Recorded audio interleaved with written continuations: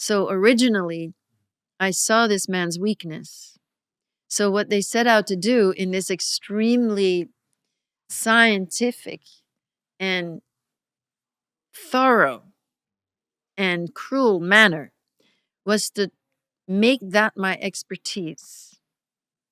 So he was a powerful man. I had, through that Christ experience, Yeah. seen the little boy in him and his weakness, which is his vulnerability. So I was trained very specifically to draw in the most powerful men, to see their weakness, and to then come in and to use that weakness to make them feel that I love them in that place, that I can see their weakness, but I love that in them, which is, of course, the weakness is the parts that have never been able to be feel loved. Yeah. You know, that's why you have these weaknesses, this unconscious behavior. I would see it, I would make them feel loved, and then they would fall in love with me. So that's that programming. And that I was in a facility in Heidelberg, I know where it was actually a villa, a very well protected villa, but it was mostly in the basement of that villa with this Dr. Harmson. And it was a small facility. There were not a lot of children there, but it was so specific. The torture Okay. that creates results based on creating trauma and the trauma responses that either, you know, get you into fight flight mode, which means superpowers that you can are then used and channeled for their Like purposes. sleeper soldiers or whatever it is, super strength, super. Yeah, I've heard of different Yes, things. which I didn't get the super soldier training, by the way, but I got this. But I was trained in various ways there.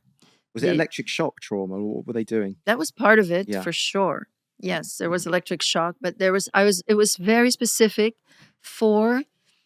to obtain these results. That's to say, in the beginning, there was also alpha training. So there was a lot of physical training and just for strength and flexibility for the sex slave part, right?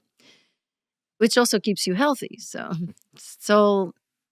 And I always liked that part because it also is a natural SSRI inhibitor. So you actually feel better and stronger to sustain the torture. That I was strapped to a chair to watch films of men. So the first was first. It seemed like it was a week or something, but I don't know. So to get to their sexual perversions, I would see the face, and then I would see that man in his sexual perversion. And then I would have to see another face, and I'd have to guess what his perversion is. And, you know, my eyes were... It's like Clockwork Orange, the movie. It was, yeah, that kind of thing, metal. Oh my God, yeah. So Yes. it's actually straight To out of the movie, force that me thing. to watch the film. Yeah.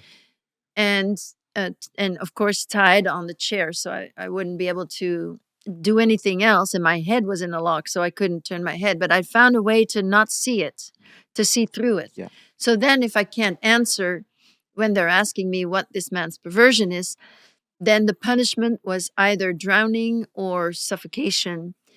And that then was done so long that I would become unconscious. And then in that unconscious and sometimes near-death experience, I would become more intuitive because I would just, I would leave my body, you know, I would come back. So it was punishment, and then it was also training. That's the training, isn't it? That's where the altar comes in, is it not? It didn't quite work that way. They were working to create one persona. Yeah. So I was drugged the whole time Okay. from the beginning. I was drugged with uppers because my persona was going to be the wild French sex thing. And then I was going to be given a platform to attract those most powerful men, which was going to be the French stage as a singer actress, you know. And that was going to be starting, you know, I was trained in every way. I was trained first, you know, in that mind control facility that was not about the stardom, that was about the sex slavery mostly, but also, I mean, there's other aspects of mind control. You've talked to a lot of Yeah. survivors, you know what it involves. So there Yeah. were other things as well. And ultimately, the test towards the end was that I was placed in a saltwater tank. Mm-hmm. And there I was given instructions. So I'd been given a picture of a German politician. His name is Kurt Kiesinger. And he had been, he wasn't then, but he was a former chancellor in Germany. So the head of, German politics, West Germany. And, that was after, yeah, West Germany, yes. And so he was a pedophile who liked children my age. So I was presented to them, by them. I don't know who they were, but people that were Yeah. involved in the network. While I, in Heidelberg, was just given a picture of him, and I had to then, in the tank, which was deep enough that I couldn't fall asleep or panic. And I was left there a really long time. Mm. So you just go beyond, beyond, beyond sleep. And in these weightless states, when you go beyond sleep, you become very psychic.